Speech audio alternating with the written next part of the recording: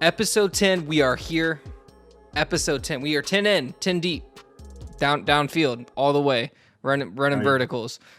We're at a first down. Hey, that's good. We gotta keep on going. What's the check down? It's a first down. All right, so I got a new trend for us to do. All right, so for episode 10, we're gonna try something new. I want you to tell me some of the players that come to your mind in the NFL with wearing the number 10. Right off the bat, Mac Jones is The first person that comes to your mind? Yeah. I think, is Cooper Kupp 10? Yeah. Cooper Kupp's 10. That's it. Honestly, that's it. I can't think of it doesn't have to be any. Doesn't have to be anyone right now. It can be anyone in history. I honestly can only think of two. Wow. Okay, I'm revoking your New York Giants fandom now. Oh, who's 10 on the Giants? I'm leaving. You're good. You're good. Hey, it's been a long day. I just finished working out. I'm a little tired. Who is the most notable number 10 in New York football Giants history? No. I'm kidding. Is it Eli Manning? Is it Eli Manning? Yes, it is Eli Manning. The person that won you 2 Super Bowls. There are a couple more 10s. As important as Eli Manning, the only person that can beat Tom Brady consistently? That is fair. Anyways, hey, give me a pass. I'm tired. It's all right. All right. Jimmy Garoppolo is another one. Tyreek Hill is another one. How did I forget Jimmy Garoppolo and Tyreek Hill? To be honest with you, I've been waiting for this moment like all week. I totally thought you were going to go with Jimmy G. And I was going to tell you, all right, I am so sick of you. It's going to come every week from now on. I just wanted to see if I could catch you without saying Eli Manning, and I did. I got you. You are not a Giants fan. For everyone who's wondering, we do plan this show, and Chandler did not tell me that. No, I got to surprise you. Anyways, what's the check down? David, Chandler, this is what's the check down with Chandler and David. Big show ahead of us. We got some things. We want to talk about Ryan Tannehill and the whole Titan situation going on with Malik Willis. We also the AFC North predictions, what we think is going to go on in the AFC North. And then the DeAndre Hopkins, the situation with him being suspended for 6 games and how we think it's going to affect possibly Deshaun Watson chance that's going on. And at the end of it, what the take. We got some photos that we saw on Instagram and some of the takes that we saw people say, and I think that's going to be interesting. But other than that, to start, the non-New York Giants fan, David Adebayo. How do you feel about the entire thing going on with Ryan Tannehill and Malik Willis? Being as I just read what you sent me, I actually do side with Ryan Tannehill on this one. I feel like it's not his job. He at this point, the NFL is not. It's a business. You are an employee. You get paid to do your job. His job description is not mentor the people that are coming behind you. It's not to make Malik Willis good enough to be the next quarterback for the Titans. His job is to win games. If Malik Willis picks stuff up from that, good for him. If he doesn't, then that sucks. But it's not his job. And I completely agree. All the NFL players that are like shitting on Ryan Tannehill kind of just makes me like, I feel like they don't understand that like he is also at the end of the day trying to make money, trying to make a name for himself, trying to become a better player. So why would he feel the need to mentor someone else?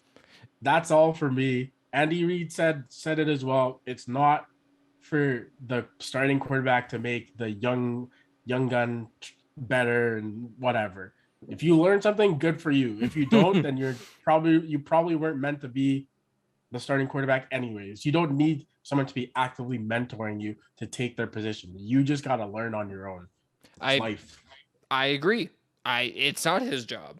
It really is not Ryan Tannehill's job to come out here and say, Malik, hey, listen, I'm going to show you the way. Now, in other instances, there is, right? Like maybe even like how Andrew Reid told Alex Smith, it isn't his job to teach Patrick Mahomes, but he probably did teach Patrick Mahomes some things, right? And that's just like a knee-jerk reaction. And when Ryan Tannehill came out, if you listen to the full quote, at the end of it, he says, if he learns from me, great. That's awesome. I'm happy for him. But I'm not going to actively go out, hey, on this slant, I want you to watch the halfback and at the same time watch the outside linebacker so you guys see what they both react. He doesn't need to go out there and do that. He They can have make the coaches throw. for that. Yeah, like They have coaches that are supposed to be teaching that. I agree. He's not a coach. No, he is a player. He's a He's getting player. paid. He does not want to get benched. Hey, remember that trick I showed you like 4 weeks ago? Why are you out here doing that trick to get you a starting Yeah. job? That was my trick that I showed you in full confidence in the shot. Anyways, we're not gonna get to there. Hey, No, the shower talk, stay in the shower, okay? Just let always. it be. But no, it's truly Ryan Tannehill, one who's completely taken back, right? Because he didn't expect this to happen by the Titans. He didn't expect for them to go out and draft a quarterback. That being said, it shouldn't surprise him. Now I know he said like from he went into a very dark place after the playoff loss. He took a lot of stress on himself. He had to go to like he was going to therapy before, but he was more into it now, and it really took a toll on him. And in reality, it should. I mean, your Yeah. team had 9 sacks in one game in the playoffs, and you threw the They game. still lost. Yeah. That was on you. You made it so your team lost at the end of the day. And I know that's hard to hold on top of your shoulders and walk down the street, but like, hey, like give credit where it is due. You made the Tennessee Titans, the #1 seed in the NFL, lose to a #6 seed. You know what's crazy? Ryan Tannehill could be a top 10 quarterback in the league. You could be. I could argue for him to be top 10 in the league right now, but after that playoff game, it gets a little bit harder. He was right behind Patrick Mahomes in most of the stats that he had, and he also had to he had to become the offense basically after Derrick Henry went down, and he had a great season. So like for me, I feel like he's still able to be a franchise quarterback, and for Malik Willis to come in and for everyone to expect him to kind of relinquish those duties over to Malik Willis and kind of like, train his protege and kind of be like, hey, this is your team now.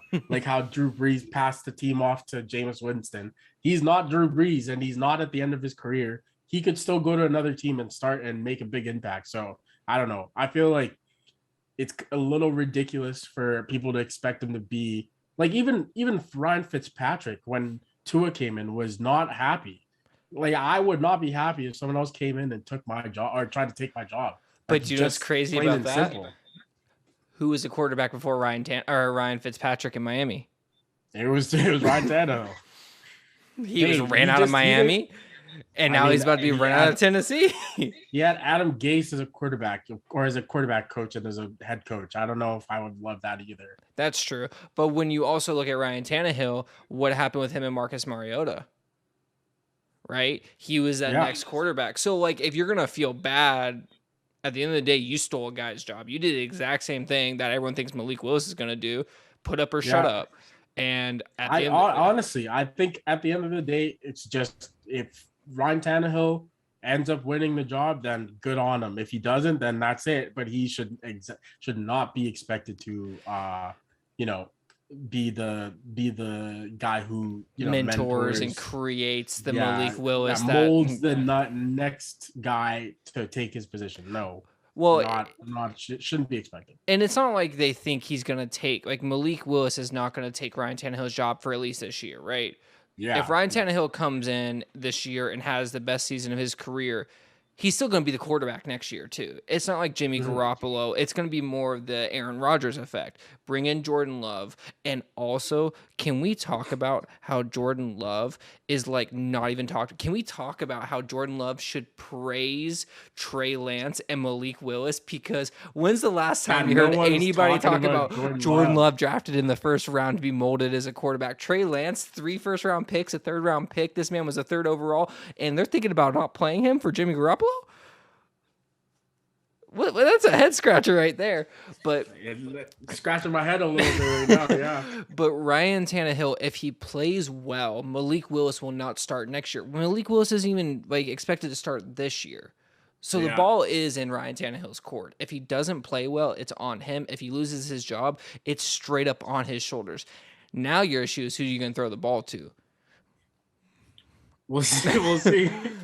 Derrick Henry. Derrick Henry until he blows out a knee Derrick because he's Henry on overused. every single check down. Hey, Foreman came in or Freeman, sorry, came in and was a great like outlet. No, Yeah. Deontay, it was Foreman, right? Foreman. Yeah. It was Foreman. Yeah. Right. He came in and was a great passing play back. So he did have a great, like, that was one good thing, one bright spot when Derrick Henry wasn't there. I know Robert Woods is going to be there. I don't know what he's going to be like coming off injury. Yeah, you don't believe in Robert Woods. I don't believe in Robert Woods. I am a You're a hater. I'm not a hater. Hater alert. Listen, the thing about anybody in the NFL, they'll kick my ass any day of the week. I don't care if they're a kicker, a punter, whatever they are. They'll kick my ass. I am not a hater. I just don't think they're the best player that plays in the NFL. Sure. But no, I'm a hater.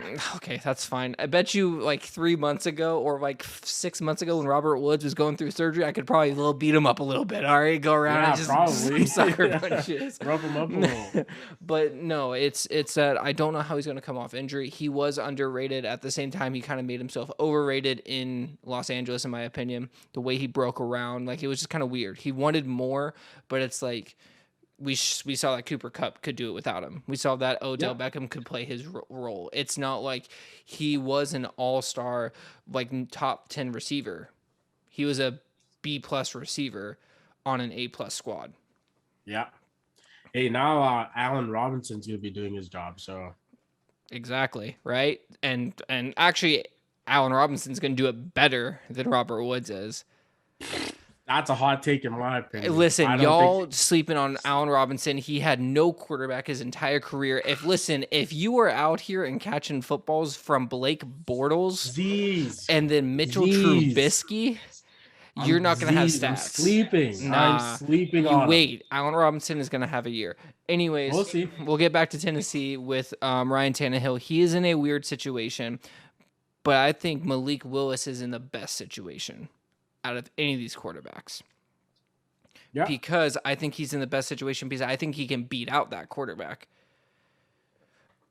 When on the flip side with me and you have, like I said before, Kenny Pickett, I think it is in a weird situation because he's going to try to beat out Mitchell Trubisky, but is he going to be that much better than Mitchell Trubisky? It's going to be weird, but Ryan Tannehill is that kind of guy that he's good enough to carry the team for a long time, but if anything happens to him or he just can't do it one game, Malik Willis can come in and have his opportunity.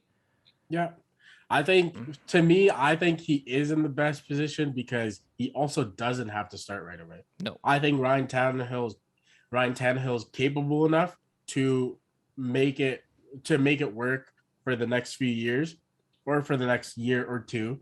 And Malik Willis can sit back and learn the NFL the way you are meant to as a quarterback in the classical way of quarterbacks kind of working their way into the rotation and becoming better. And I just feel like Ryan Tannehill is the perfect quarterback to be in front of because he's not injury prone. You know he's not going to be injured for most of the year. And if he does get injured, it might be 1 or 2 games where you'll have to come in and play.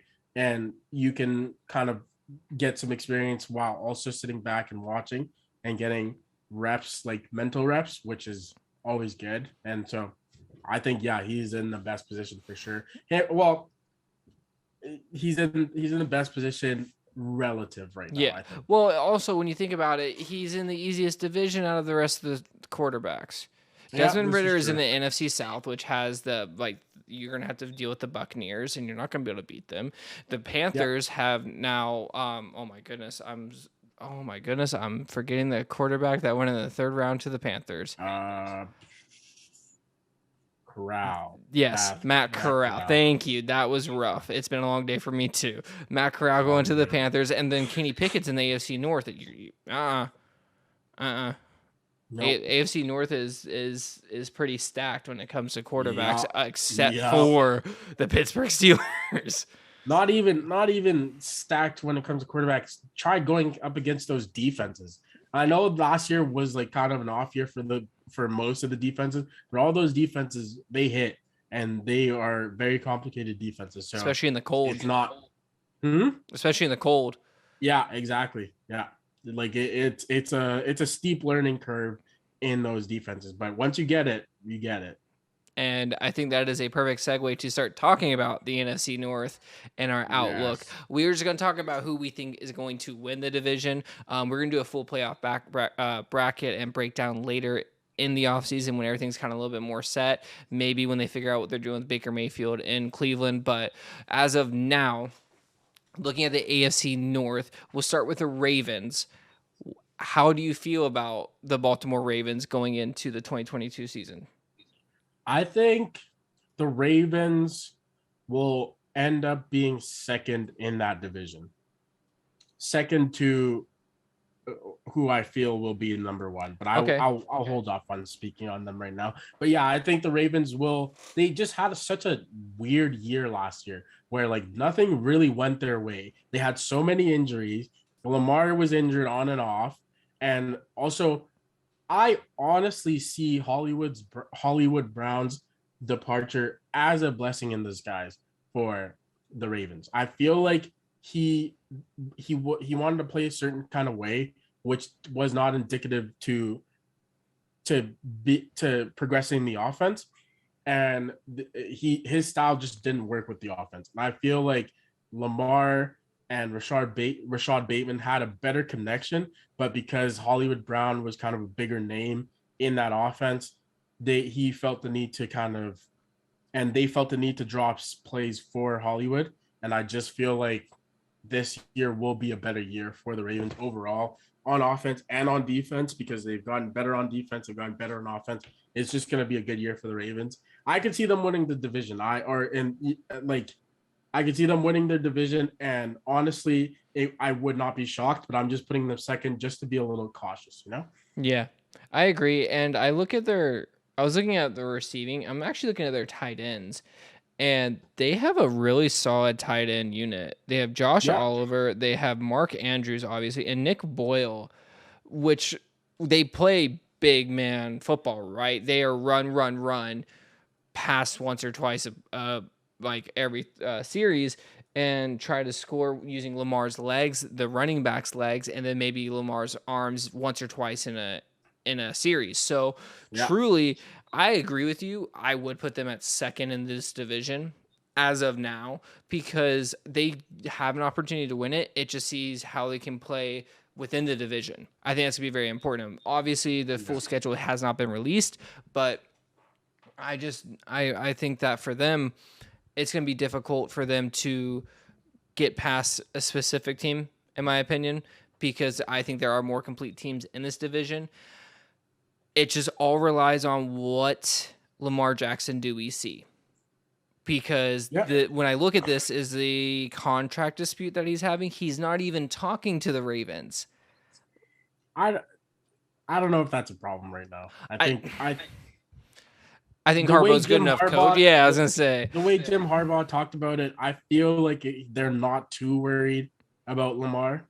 I think they just want to get this season like started and see what happens. I don't see Lamar holding out Yeah. because like as of right now, I feel like he just wants to play and wants to see where the market is in the next year because again, the salary cap will be going up and the pay for the quarterback will have to go up. And so I see it as more of a business move in Lamar's like for Lamar versus him not wanting to be with the Baltimore Ravens anymore. I think if he went anywhere else, it would be a tragedy because that team was set up for him. Like almost everything on that offense is built around Lamar. Mm-hmm. And I don't think he gets that treatment anywhere else. I don't think anyone else they're gonna try to mold Lamar into the offense versus trying to mold the offense into what Lamar can do. And so for me, I feel like he is in the best spot. So I don't know. I don't see it as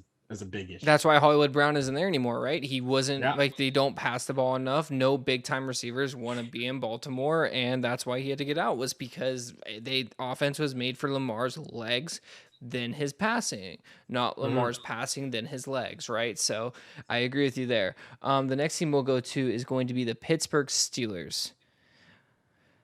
They will be the third best team in that division, The I think. third best team. Yeah. All right. What do I you? feel like you know what? You know where I feel like they lack the most is on their O line and in their receiving in their receiving Receivers, core. definitely. I think to have Chase Claypool be the quote unquote guy now in that uh in that receivers room is going to destroy that room. He is not, and I say this with like the most respect for him. He's kind of a baby bitch. And I'm sorry to say it, but he's a little bitch boy, and like it's just that simple. And honestly, like he's a Canadian, and I want to root for him, but the shit that he does and the way that he acts is just not not indicative to someone who loves football. One, and someone who like wants to be great. He just wants to make TikToks and be rich, and I and wonder who that's he learned great. that Like from. I mean, that's fine. Like honestly, respect to him, but it's not going to do well for football. So It's yet to be proven. He can prove me wrong, obviously, but we'll see. yeah, Juju did not get a big second contract, so maybe the TikToks, if you're in the NFL, maybe isn't the smartest way to Yeah, go. maybe chill out on the Yeah, TikToks. You know? I mean, if it's out of a podcast, it might work because I've seen that work in wonders for a lot of players. But don't be putting yourself trying to be dancing on people's fields and stuff like Yeah, that. Player teams don't like that, which is so yeah. weird that I the don't know. Steelers that are so old school, that are so like bred as like straight by the book, especially with Mike Tomlin, come out here and they're the ones acting like legitimate children. Like are Yeah, out here doing 13, 14-year-old dances like I don't know, man. Like just the way, like the one game where he decided that, oh, I want to do my first down celebration instead of bring the ball over. That rubbed me the wrong way. Ever since, I'm not sure about him. where He in wants Canada is he from? he's from BC. Okay. Yeah, I think he played in. I want to say. Honestly, I'm not even gonna guess. I just know he's from BC. I didn't know that. That's cool to know. Yeah. For the Steelers, this is a hard one. It is, and it comes down to the quarterbacks for me. Yes, I'm worried about the receiver room. Yes, I'm worried about the offensive line room. I'm not worried about the defense. Yeah. I'm absolutely not. I as a Jaguars fan, I know what you get out of Miles Jack, and there's a reason why Miles Jack is always running around and had the most tackles on Jaguars. I can tell you that much. And that might have Kind of been a scheme. liability. Kind of a liability It in the might have pass been a offense. Jaguar scheme though, where they wanted him to do a little too much. I will admit, but at the end of the day, at some point, it becomes a little too much for more running and all of that. I mean, Trey Edmonds is incredible. Obviously, like he is a baller. Um, it comes down to the quarterback. Who's your quarterback? I mean, we know it's not Mason. We know Kenny's gonna have to wait at least a couple. Like right now, it's gonna be Mitch. I don't Yeah. trust anyone. I don't trust any three of them. Kenny Pickett's not going to go out and win 10 games. Mitchell Trubisky definitely isn't going to go out and win 10 games. Not in that division. There's no way. There's He no has way. before. But there's He no. has before. Okay. Okay. Against the Lions and against the Vikings. And against The Packers. But did they ever Packers. win any games against the Packers?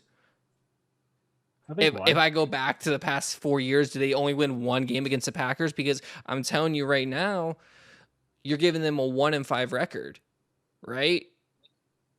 11 We'll more see. games to play. I have no faith in the quarterback room. I have faith in Mike Tomlin. I have all trust in Mike Tomlin, but I don't have faith in Mitchell. I don't have faith in Kenny. I definitely don't have faith in Mason Rudolph. The fact that he's on an NFL roster to me is mind-boggling. But I just don't That have is, faith in those guys. I can agree with that. Is that the take? Mind-boggling. that is mind-boggling. The fact that he's Mitchell still on it. Trubisky is on a team in the NFL is absolutely mind-boggling. Oh, I thought you said Mason Rudolph. Sorry, Mason Rudolph. Yeah, sorry. Mason Rudolph. The fact that yes. Mason Rudolph is on an NFL team is mind-boggling. Yes. That being said, I absolutely. mean, the fact that Jared Goff is a starting quarterback is also mind-boggling. That's going to be down the road probably next week because that's the NFC North. All right. Okay. I just don't have faith in their quarterback room, and they're going to be fourth in the division for me. Fourth. They are going to be the worst team in the division. And even if Baker is the quarterback for the Cleveland Browns. Listen here. They're going to be fourth in the division, in which the worst team is going to be 6-11, and that is relatively high Yeah. for a division. Yeah. Like, I'm not saying they're going to go out here and lose. They're going to win 3 games. They're still going to win a respectable amount of games, but this is a year in which they are taking a step back and rebuilding. No matter what way you want to say it, they are not in championship form. They need to take a step back and retool. There's absolutely no way they can't tell me that. But I'm not going to say they're going to go out there and they're going to lose every game by 50. They're going to lose a lot of close games. They're going to win some close games, but they're not going to go out there. And if they do this, and I will put my name on it right now, I will say it. They are not going to go into Cincinnati and play the Bengals and win 40-20. It is not going to happen. But they will go to Cincinnati and lose 40-20. And I can put my name on that. Okay. So I just, it's the quarterback room that bothers me. Defense, great, stout, perfect. Wide receiver room, not where it is. Their defense is going to keep them in games. Their offense is going to make them lose the games. Okay. And that's all I got to say about that. All right. So we're going to go on to the Bengals now. Well, yeah, first of them. Oh, I thought, well, hold up. I thought they weren't going to be, I thought they were taking a step back there, David. Yeah, after thinking about it a little more, I mean, after looking at this division, here's my actual take. This is probably to me the hardest division to actually rank. Why you wanted to start here? I have no idea why you wanted to start with this division. I love it. We start at the hardest one and we work our way down, you know? But to me, this is the hardest division to rank because any of the teams that we've mentioned, except for the team that we haven't mentioned, can win the division. Realistically and not shockingly, any of the teams that we've mentioned so far can win the division. But who will win the division will be the Bengals. Fortunately, I think the Bengals will win. I think the Bengals and the Ravens will end up in the playoffs this year because I feel like those two teams are just they're built for a playoff run, and we'll see how it works out, obviously. But for now, I see the Bengals as because I'll give them credit because they've been in the Super Bowl, but they're bound to regress. There's no way they don't regress because most teams that go to the Super Bowl and lose the Super Bowl do not end up coming back stronger and better than ever. They usually regress and kind of regress back to the mean, which I see the Bengals doing, but I still think they will be a playoff team in the end, and we'll see what happens, but that's just my take on it.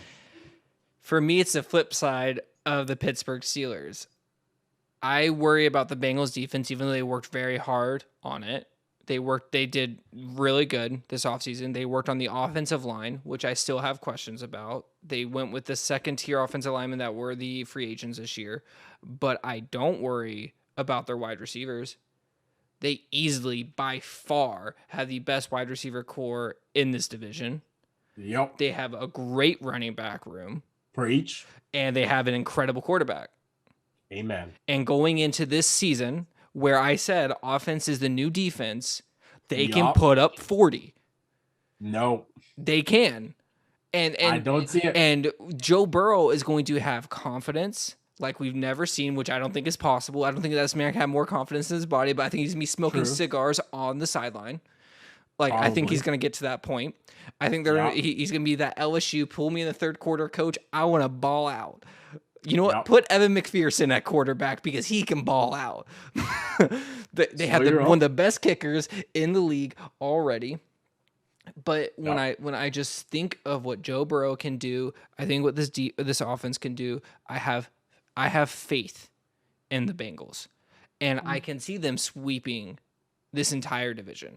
I can. That's the thing about them because sweeping. I'm not saying they will. Hold up. I'm not saying they will. Not a but chance. If the Bengals go 6-0 in this division, will not surprise me. I would be shocked. Who are they going? Who other than home? They're undefeated. Absolutely. I think the Ravens come into their home and beat them. I could see the Steelers coming into their home and also absolutely beating not. Them. Absolutely not. We'll see. You're like, yeah, that maybe that's not the one. But when I look at the Bengals, I'm telling you, This is literally the hardest division. For someone to say that they are confident that any team in this division will sweep, crazy.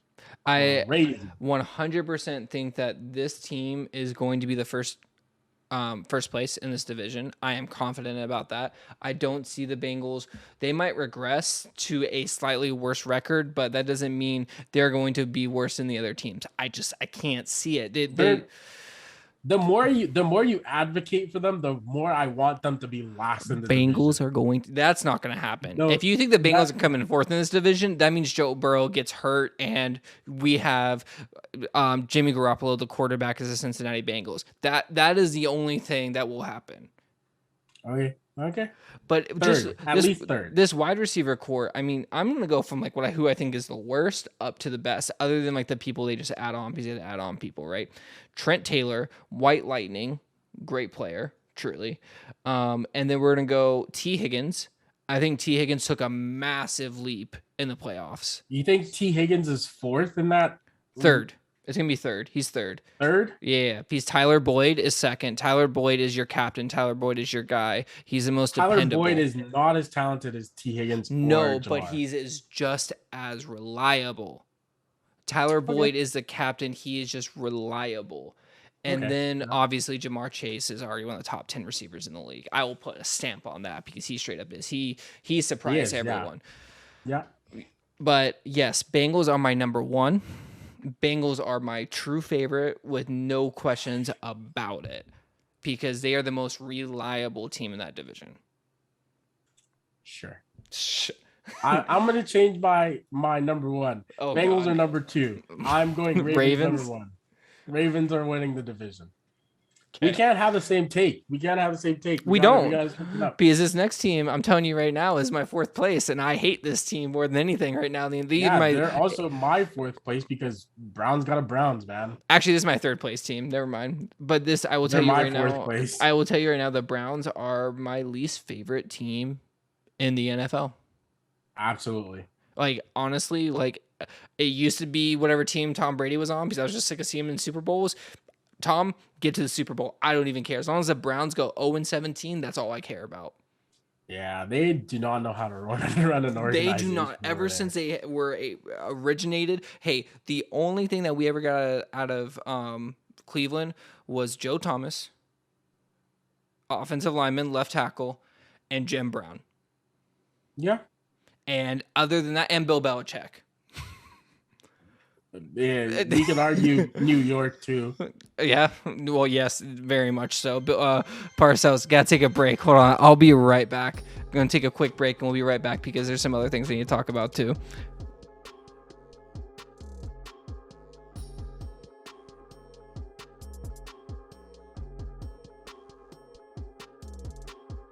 Okay, and we're back. I have things I have to do at a specific time, and I get an alarm, and I ruin lives just like that. But back to the Browns. All good.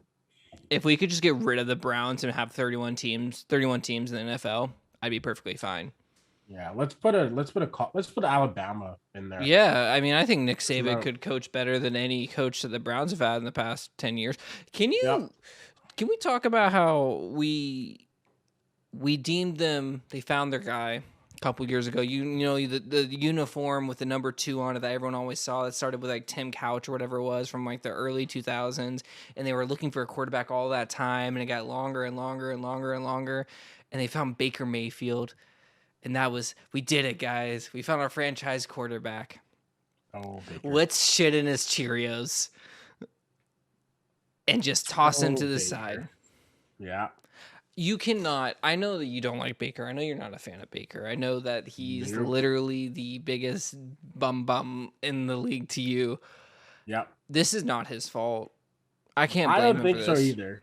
Yeah. It's getting to the point where the Browns are an embarrassment through and through. I don't like the Browns organization at all. There's a reason why Bill Belichick sent Jamie Collins to the Browns. Because they are the laughingstock of the NFL. Regardless of how good they do, they will always be the laughingstock of the NFL. I'm sorry to people in Ohio or Yep, like you Cleveland. Yes, sir. You're yeah, good. You got it. wherever they are. I'm sorry for you guys. You guys got a bum ass team, and it's not gonna get any better because you guys just keep letting them get away with it. It is what it is. I mean, I will say though, they're not the nicest fans either. Yeah, I mean I, that is true. But I think Philly fans are the worst. Patriots fans, Browns fans. we will get it. We will break down the worst fans in the NFL if that's the case. Yeah, But if I'm looking at the Browns and this organization and what they've done, regardless of the quarterback situation, which I will get to because we know how I feel about that one. Baker Mayfield did nothing wrong other than, yeah, he was hard to work with. Cool, whatever. He was your first overall pick. He was your franchise guy. He took you to the playoffs and gave you a winning season. Some shit that you couldn't do without this man. And you literally are just tossing him aside. You got rid of I could Odell for argue. him. Yeah, Like you got rid of Jarvis for him, and now you're just saying, you know what? Let's just get rid of him. And at the end of the day, you might say that Baker was a problem. No Bills or no Browns. I'm sorry. You, my friend, are the problem. yeah. The Browns suck, and that's just that. Browns got to be Browns. That's all I have to say. That I'll being say no said, more. I had them in third because at the end of the day, I have more faith in Jacoby Brissett, Baker Mayfield, or Deshaun Watson in 3 years when he's finally allowed to play in the NFL. Yep. But realistically, I have more faith in Jacoby Brissett with a great run game and a great offensive line and a decent defense that I don't see this team being the worst in the division, which pisses me off. It does. But they could win some good games. They could win games. Yeah, And we'll see. and it will be on the back of Nick Chubb, and it will be on the back of a good defense and a great offensive lineman. And I feel bad for Kevin Stefanski because I don't think this is his fault. I just the front, He's culpable in some but ways, I mean but this. Yeah, the whole report on ESPN, if you saw this about Baker Mayfield and their everyone thinking that the Browns set him up for failure against the last Sunday night game, I think 100% they did. so they could easily transition. I didn't want to get too deep into this because I don't want to get too deep into crazy conspiracy theories because that is like a deep conspiracy theory. That's throwing a game. That is like no one's really talking about this. That's to the point where you're affecting gambling. You are affecting all these things in which same thing that's going on with Stephen Ross in Miami. These allegations go the same way. Yeah. And people aren't really talking about that. Hey, sometimes you get lucky and someone else is a bigger clown show than you are, you know? So The Browns will be forever the clown's shoes of the NFL. they really are always clowns, but like if you're always clowns, people just stop talking about you after a while, That's true. As long as you can keep juggling in the corner, the kids won't cry, right? So Exactly. Exactly. I hate the Browns. I'm sorry. I hate and what's okay. Third in division. What is your AFC North outlook as of now from top to bottom? What are your rankings for the AFC North? For the AFC North, I would go with the Ravens as the first team, Bengals second, Steelers third, and Browns. Browns very bottom. The doo-doo Browns. I was gonna say the Browns in the pants. Yeah. They bring shit stain to the NFL Yep. with a splash of orange. I'm gonna go with the Bengals winning the division, the Ravens coming in second, the Browns in third, unfortunately, and the Pittsburgh Steelers are in last in the division of the AFC North. Fun fact: do you know why the Bengals are called the Bengals? The Bengals. They spelled it wrong. No. Bengals are called the Bengals because the owner of the team, I'm forgetting his name, very notable owner, left the Browns organization, came to Cincinnati. This is when the NFL was being created. and he was trying to figure out a team for the name for Cincinnati. 3 of the teams were combining in Cincinnati, and he was sitting in his mom or his grandmother's kitchen and looked at his stove. The stove was called Bengal. So he went to the library, looked at the name, saw that it was about a tiger, but the Cincinnati Bengals are named after a stove. Hey, fitting. They're heating up right now, so it's very fitting. So something that's very important to talk about now, in my opinion, is DeAndre Hopkins is suspended for 6 games. This might have been one of the main reasons, most likely is, without even like talking about it. It probably was the reason why they went and got Hollywood Brown, because they knew they were going to be out with DeAndre Hopkins. But they got Hollywood Brown now for 6 games. This was very disappointing for me to hear. This one hurt because it's like this guy played great in Houston. We were always sad for him because he didn't get the recognition that he needed. He gets to Arizona, has a great season. We think of him as a top 3 wide receiver in some respects. And he's caught with PEDs and is suspended for 6 games. I mean, here's the thing. So the thing with PDs, and I'm not advocating for the NFL to let people get away with that. Like, obviously it's serious, and some people do try to, cheat a little bit and get the extra edge. I don't think he knowingly took performance enhancing drugs. I think if there was anyone that I would believe was not something that it was intentional and he wanted to, skirt the league rules and kind of get a head start, I think DeAndre Hopkins would be the one person I believe didn't do that on purpose. And so for him to be suspended kind of hurts a little bit, but you broke the rules, you get your punishment. And that, I agree with that 100%. You break the rules, you should be suspended. I mean, I think he deserves more of a suspension than Calvin Ridley does. I will say that. Yeah, I agree. One game of gambling does not mean a season of suspension.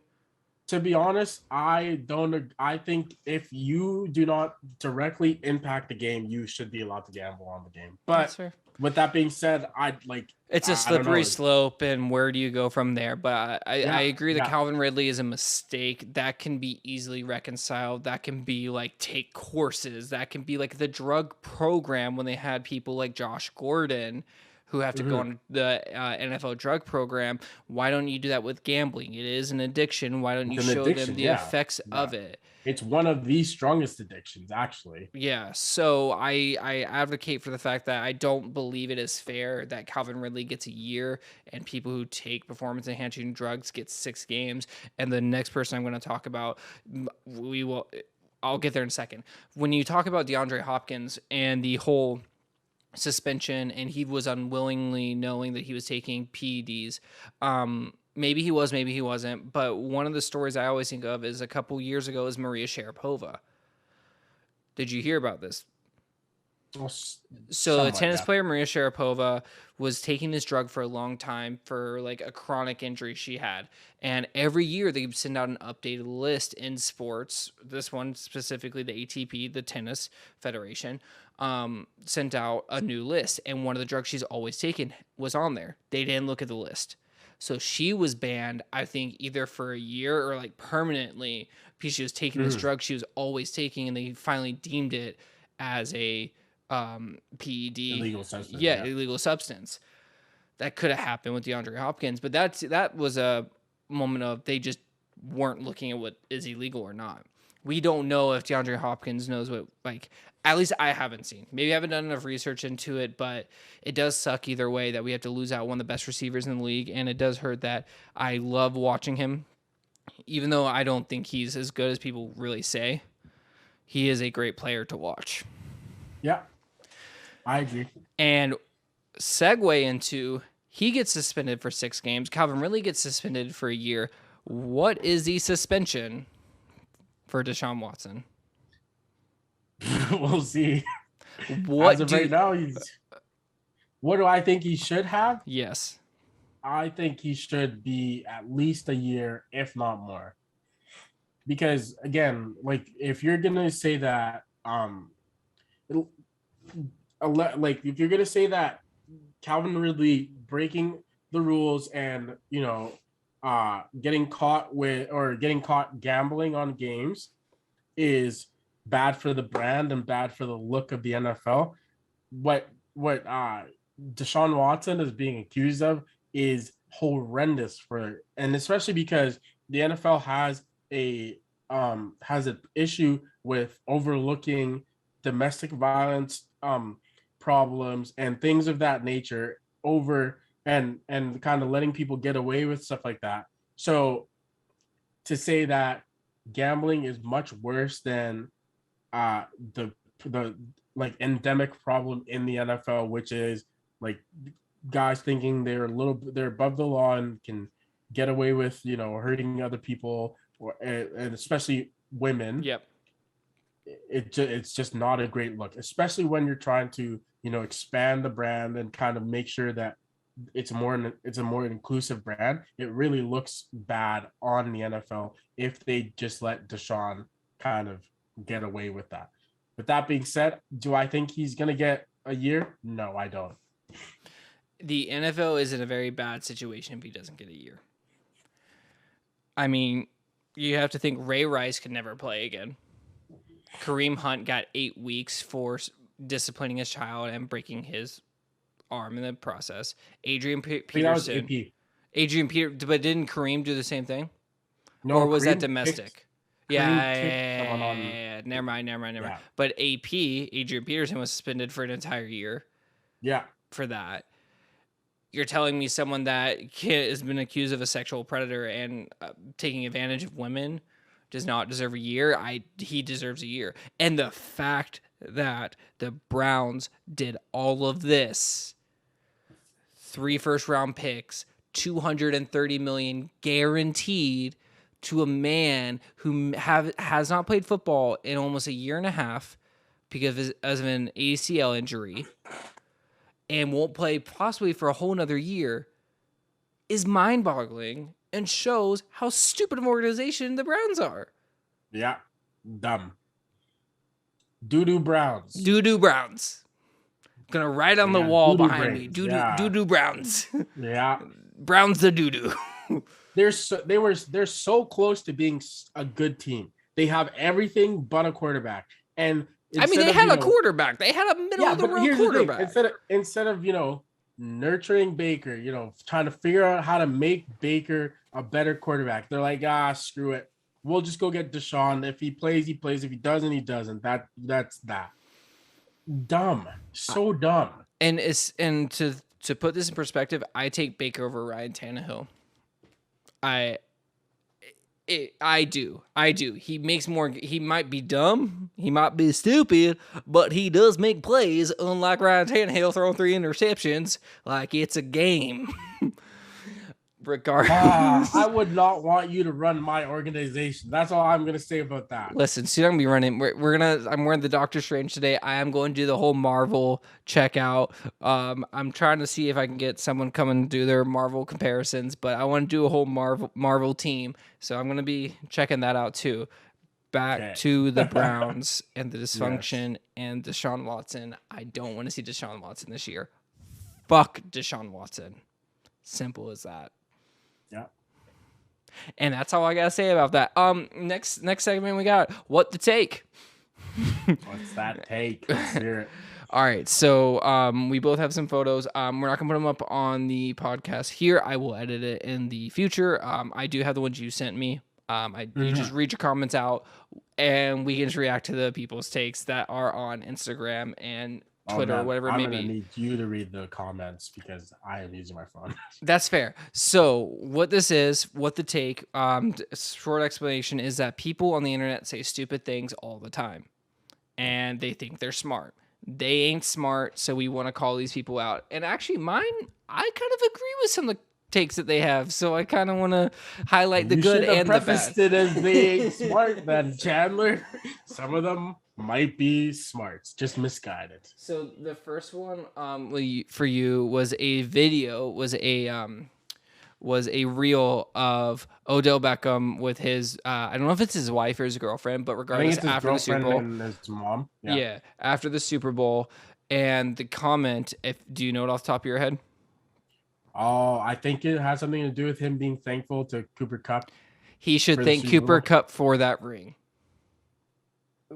Here's the thing. That take could be okay if Odell didn't have a touchdown in that game. And if Odell would have stayed in the game and, got and didn't have any kind of production, sure, that would have been an okay take. But the fact that Odell started the whole touchdown, scored the first touchdown in that Super Bowl is enough for you to say, hey, Odell really helped them out. And he's just as much of an integral part of that team and for that Super Bowl run as Cooper Cup was. Yep. And so to say, oh, he has like people just love to shit on Odell. And it's just Cooper Cup didn't do shit in the boggles first my half mind. compared to he didn't do as much as Odell did. Odell was having a game. Odell, if he would have continued, he he would would have have been MVP. of that MVP. game. Yeah, 100%. No doubt. Oh, sorry that he had to go back for a ball and his knee said, "Nope, not today." So the fact that someone would say, oh, well, like it's kind of like to me, you can say that, like obviously you can say that, and it would be somewhat correct. But to say it is so asinine, in my opinion, such a stupid take because you don't need to say that. You say it to discredit Odell as a great receiver, which he is. When he plays, he is a great receiver. Besides when he plays with Baker, he's a great receiver. So stop trying to shit on Odell. I'm tired of the Odell slander. Do you know what this take is to me?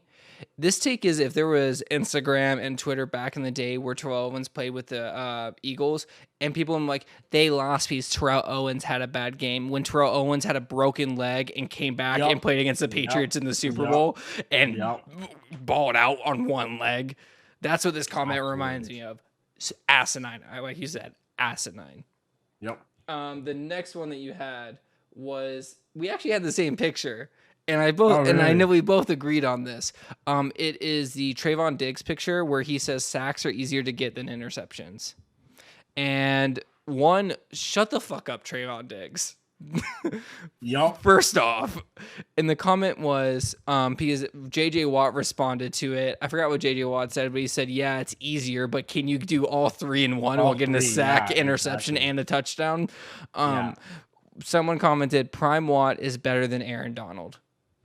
That is so wrong. Really? That is so wrong. Really? Prime JJ Watt and prime Aaron Donald, not even in the same class. Aaron Donald is miles better. You want to know why? And I'll give you why right now. It's one thing.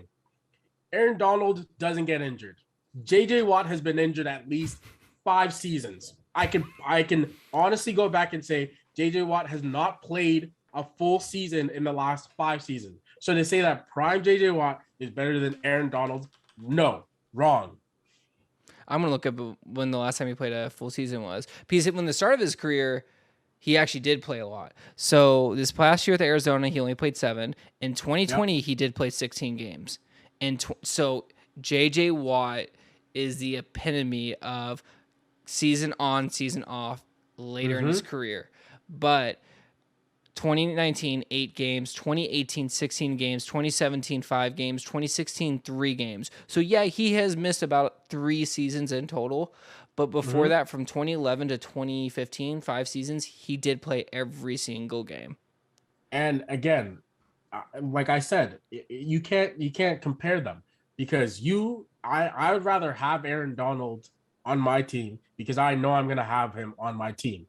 I know I'm not going to need to have other guys to replace him. Aaron Donald is one of one, and you cannot prime JJ Watt. That is a hot take. Honestly, that's a hot take. I don't agree with the take, but you could argue it.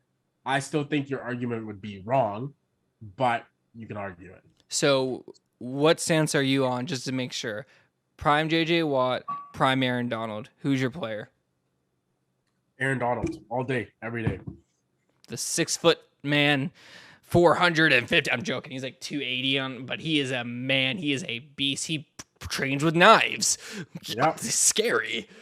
Yep. Your last your last photo here was of Tyreek and DK Metcalf.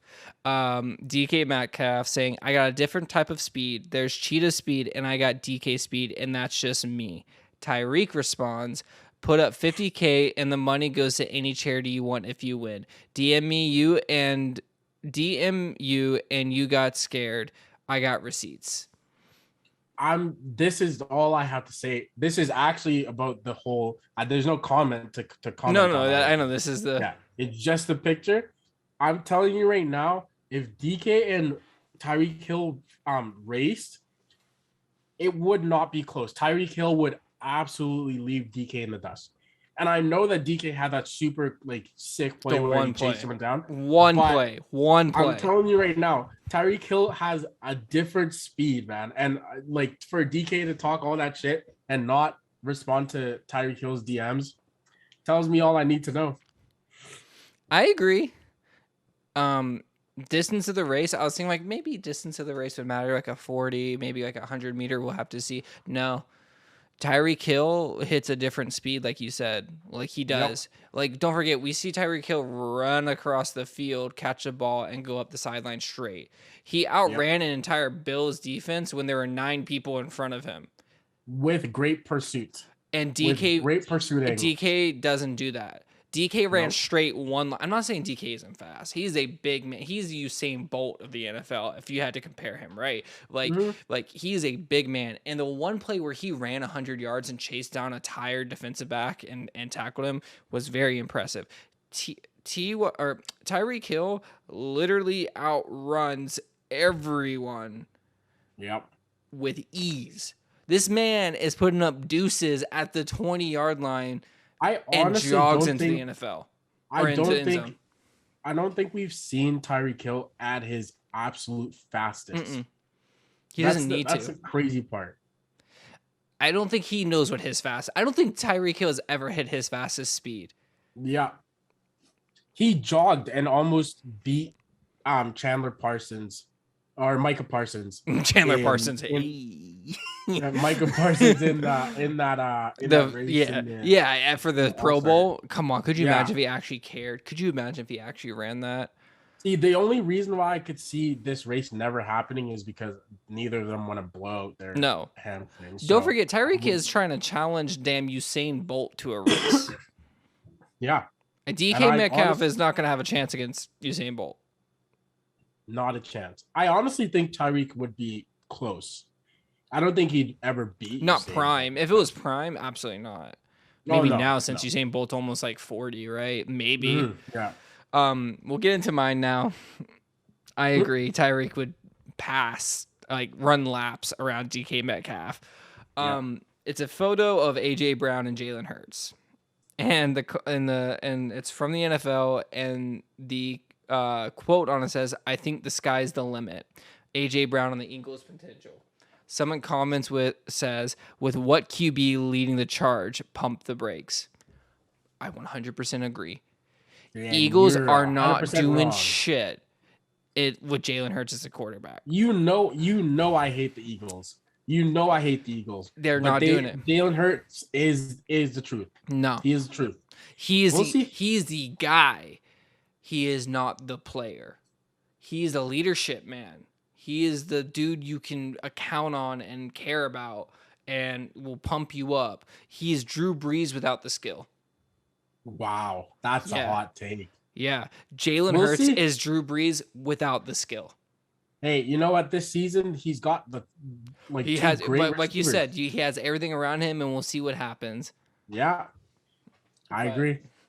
This one I won't go too deep into because it is another Jalen Hurts one. You're just a Jalen Hurts No, hater. because this one is actually for more of your side. It's my opportunity. It's my team, so I'm ready to go. The comment was, "You on crack if you think Jalen won't be so much better this year with a full offseason and a balanced but great receiving core." Absolutely. I agree with that 100%. Great take. Nah. 2 thumbs up. Oh, I forgot he plays the Giants twice a year. Yeah, the Eagles might make the playoffs. You're right. Yeah, shut up, Yeah, I Jaguars. don't care. I know I'm Yeah, trash. You're in yeah. denial. That's You're the biggest trash. difference. Hot garbage. You are You're you just know as what? You're bad as the just as Browns.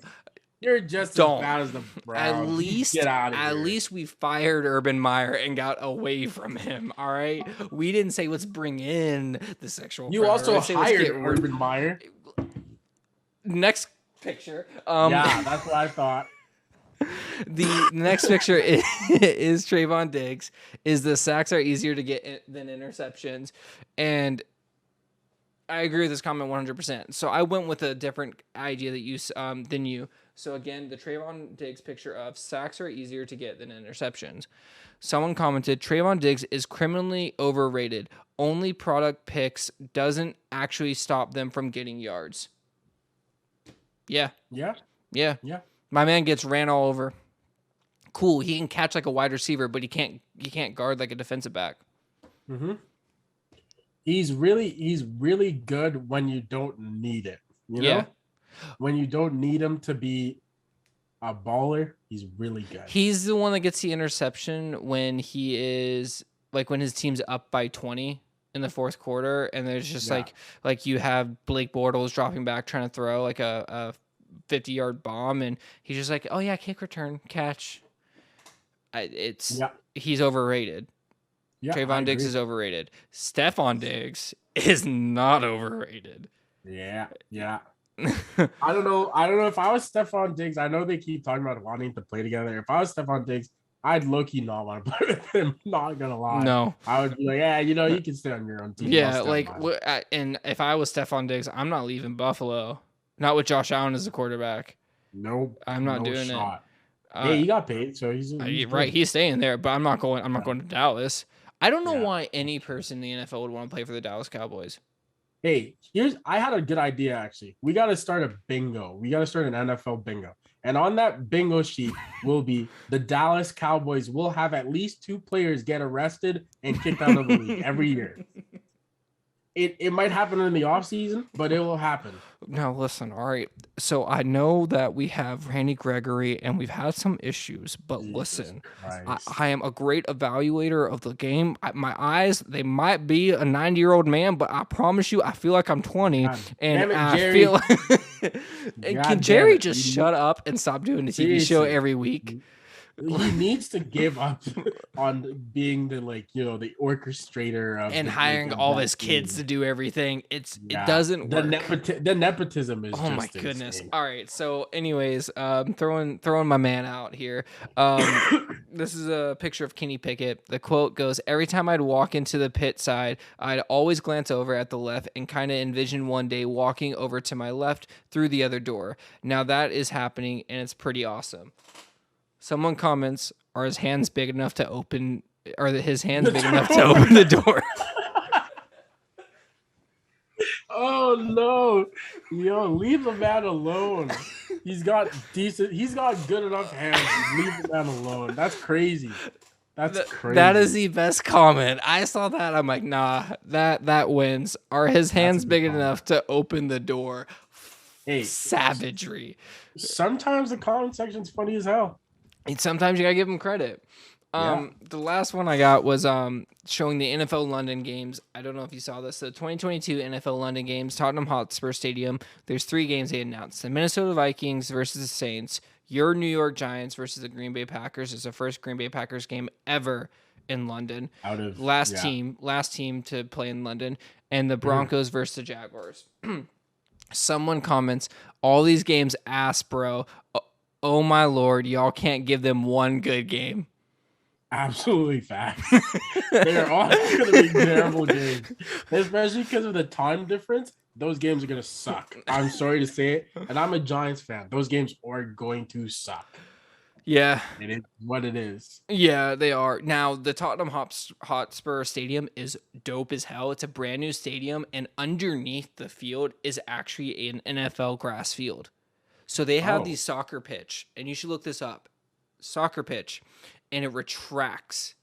and they rise up the NFL field, which has irrigation on it at all times. It has Roomba type lawnmowers always mowing it, and it has like UV sunlight.